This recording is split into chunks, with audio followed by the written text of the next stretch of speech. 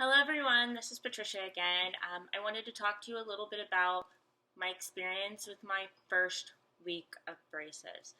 Now that week was pretty difficult. There were definitely times where different parts would hurt. The first thing I had the most difficulty with was my top braces, my lingual, because my tongue was getting so sore, and the more I talked, the more sore it got, and it would get like little nicks in it. But that doesn't mean I should stop talking because that's how my mouth's going to get used to it. So I just suffered through the pain. Ibuprofen was a very good friend of mine that week. So, in addition to that, afterwards, I started noticing that my bottom braces actually started causing a little bit of pain. There was a little bit of problem with, it just rubbing up on a spot continually. I got a couple little sores. But what was really important was taking care of the sores and making sure they stayed clean. So it's very important that you continue brushing regularly after every meal whenever you can.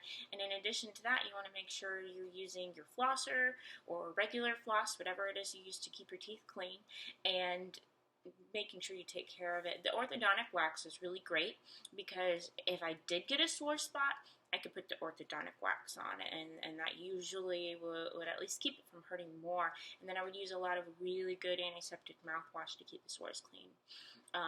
So right now they're healed and pretty much gone. So the part that I find the hardest is not all day long because my teeth, my mouth, they don't really hurt all day long. So I was wondering, well, where is all this pain talk coming from? Well, I found it.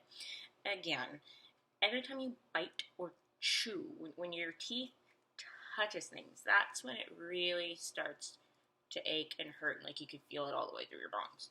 So you've got to find ways to get around that. What do? You chop your food up, like as tiny, as minuscule, as small as you want. I use a food processor sometimes, and I just process my food through, or I'll just cut it up real small. But in addition to that, there are some things that can just be great staples when you don't have time to spend 10 minutes cutting up your food. So here are some things that I had like as quick fixes. For breakfast, oatmeal. Oatmeal's great. It's good for you, and it doesn't hurt your teeth because you can pretty much just swallow it. It's soft, it's easy, it doesn't hurt. And then for like lunch and dinner in my case, and whenever, that was my cat. I don't know if you can hear him. He's the real him. He wants to be in the photo, in the video. So thank you, Panera, for making big things of soup that I can just reach out to anytime I need to. Soup is great. You can take it down with a straw. You can feed yourself real slowly. You can soften bread and eat the bread that's been sitting in the soup. And for a snack, hello, smoothies. Smoothies can be your best friend when you have braces. So make your own. That'd be great. Or buy it if you don't have time. Clearly, I didn't have time in this instance. So these things have been really helping me get through it. Not to mention, I love these silicone straws. They're great. And I'll tell you why they're great. These are great because, well, number one, really cute colors and a little swirly design.